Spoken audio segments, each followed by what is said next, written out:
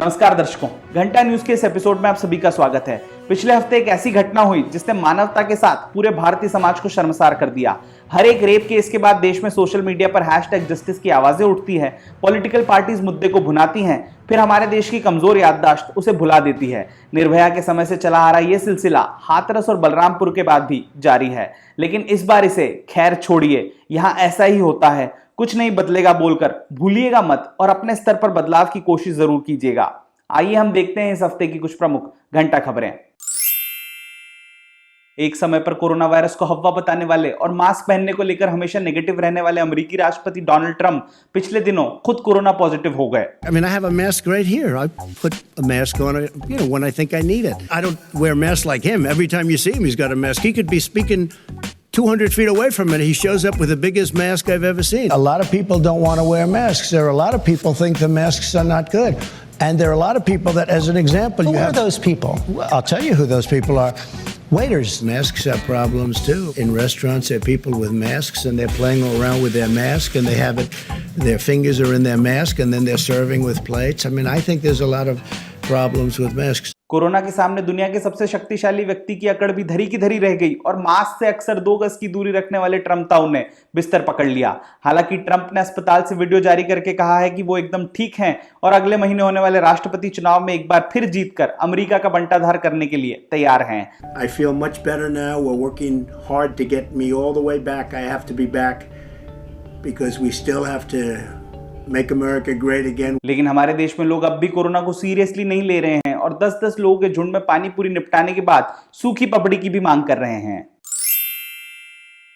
हमारे देश के निठल्ले लोग जो अब तक रिपब्लिक टीवी और आईपीएल देख देखकर अपने समय का सदुपयोग कर रहे थे, कल से उनकी सहूलियत के लिए बिग बॉस भी शुरू हो चुका है।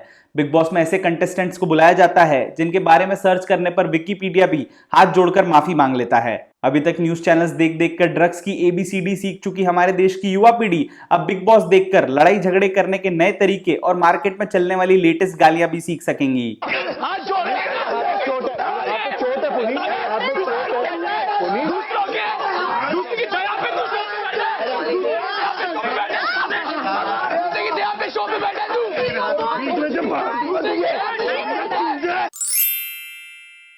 पिछले हफ्ते गृह मंत्रालय ने अनलॉक 5 से जुड़ी हुई नई गाइडलाइंस जारी कर दी है। अब पिछले कुछ महीनों से बॉलीवुड को सरेआम गालियां देने वाले हमारे दर्शक 15 अक्टूबर के बाद थिएटर जाकर नेपोटिज्म से ओतप्रोत अपने फेवरेट स्टार्स की फिल्में फिर देख पाएंगे। वैसे अब सभी सरकारें वापस स्कूल्स खोलने पर भी विचार कर रही है, जिससे बच्चों की एक्सटेंडेड गर्मियों की छुट्टियां अब खत्म होने की कगार पर है। लॉकडाउन के पहले छोटे भीम की तरह फिट एंड फाइन रहने वाले ये चटोरे बच्चे अब कालिया की तरह हष्ट-पुष्ट हो गए हैं। इन पहलवान बच्चों को शेप में रखने के लिए इनके पीटी टीचर्स और योगा टीचर्स को खासी मेहनत करनी होगी। लोग कहते हैं कि इश्क आंख का दरिया है और डूब के जाना है, लेकिन एक सज्जन ने इस कहावत को चरितार्थ कर दिया जब वो अपनी गर्लफ्रेंड को प्रपोज करने के चक्कर में असली दरिया में जाकर गिर पड़े।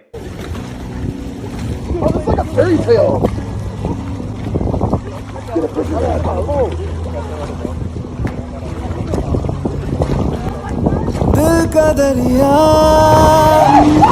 बह गया। पहले केवल शादी को सेहत के लिए खतरनाक माना जाता था, लेकिन अब शादी के लिए लड़की को प्रपोज करना भी किसी खतरे से खाली नहीं है।